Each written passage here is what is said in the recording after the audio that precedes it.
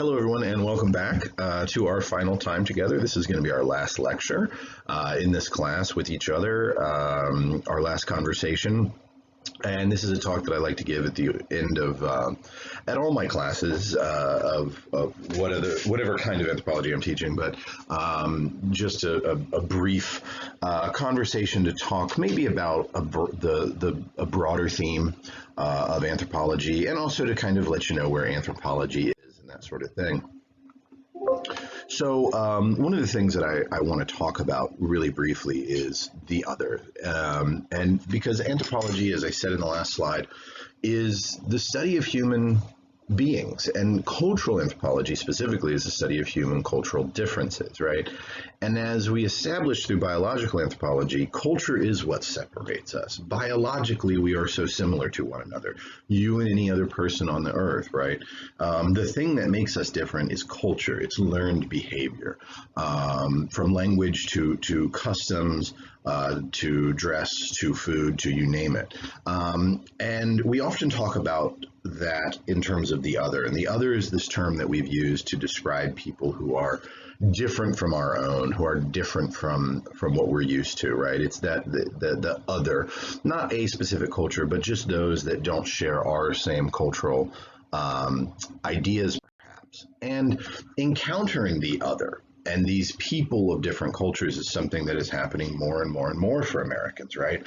More Americans than ever hold a passport, right? So what does that have to do with anthropology?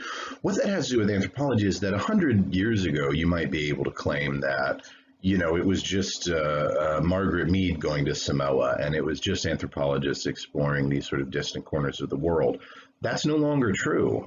Probably the majority of you listening to this have traveled to another country and might even have a passport, maybe even a couple. I have students all the time that have been to more countries than me, and so we are encountering one another more and more, and you've been reading about globalization and these kinds of things. And as we often say in globalization, right, the world's becoming a little smaller every day. The world's shrinking just a little bit. And we have more contact with each other and more interaction with each other. And it's frankly more important than ever that we try to understand each other, right? And so the point of, in my opinion, all of this with anthropology is to combat against ethnocentrism, the idea that your culture is not only the best, but that other cultures are inferior and should be judged by your standards. It's important to remember that it might be best for you, but there's no such thing as a best culture. It's like saying the best food or the best movie or the best song. Maybe that's your favorite, maybe that's best to you, but it isn't to someone else. And they're not wrong. In fact, none of us are, right? And instead, the point of all this, I think, is to try to get us to think through an idea of cultural relativity, that we should try to understand others and their behaviors and their ideas and their worldview, not by our standards, but by theirs. That's not to say that we have to throw our standards out, but understand people. Why are they doing what they're doing? What is the point of it to them, right? And that's what anthropology is here for, in my opinion, is to help encourage us to think about these things in a new way, to encourage us to connect with one another, that the beauty and the power and the strength of humanity lies in our connection with each other. It lies in our multiculturalism, in our plurality, that the world is made interesting, not in spite of human difference, but because of it, frankly. And so to me, that's what this all comes down to, okay? As Ruth Benedict said, oh boy, 80 years ago, right? The purpose of anthropology is to make the world safe for human differences. Ruth Benedict was a very, very famous anthropologist. You've read about her, student of Franz Boas and a contemporary of Margaret Mead's. And I think her words are beautiful, right? Is that it not just to understand it in some scientific sense of, oh, we're here to study and understand humans. No, to make it safe for each other, right? To find the value. It can only be safe if we find that value in each other, if we see how important we are to each other because of all of this learned behavior, because of these cultural differences, because of this plurality, okay? And the last thing that I wanted to close on, just because I always have students who go, okay, so is this a real discipline, Josh? Yeah, it is. Yeah, it is. I promise, right? This is actually some information that I pulled from the U.S. Bureau of Labor Statistics.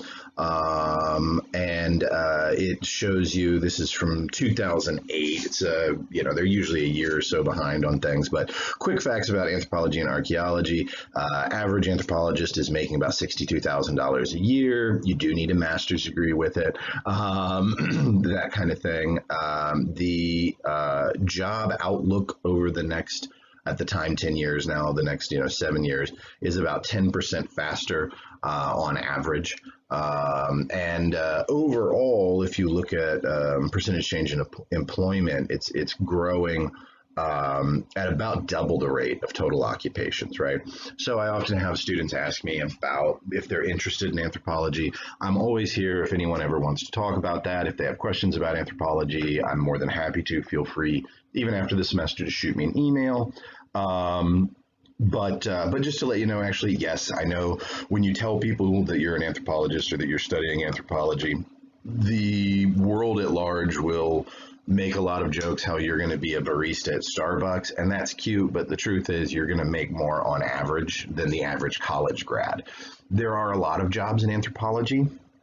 I'm not trying to convince you to be a major. If you love engineering, more power to you. But just to let you know, to kind of diffuse some of those stereotypes, actually the average college grad is making a little bit less than the average anthropologist, right? It pays pretty well. There is good job growth.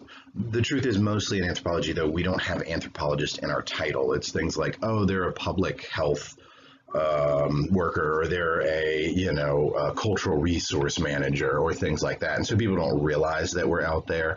But in fact, anthropologists are literally everywhere, doing all kinds of jobs. So it's just that people aren't particularly familiar with it.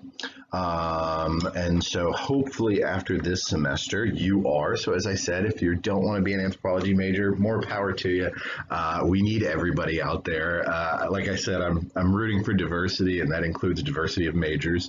But just to let you know, even if you're not being an anthro major, we're out there, we're doing lots of cool stuff. And I hope that this class has helped you to understand that. I hope that it gives you the ability to sort of spread the word. And if I can ever do anything to help, please reach out to me. It has been a pleasure. I hope that the rest of your semester wraps up well.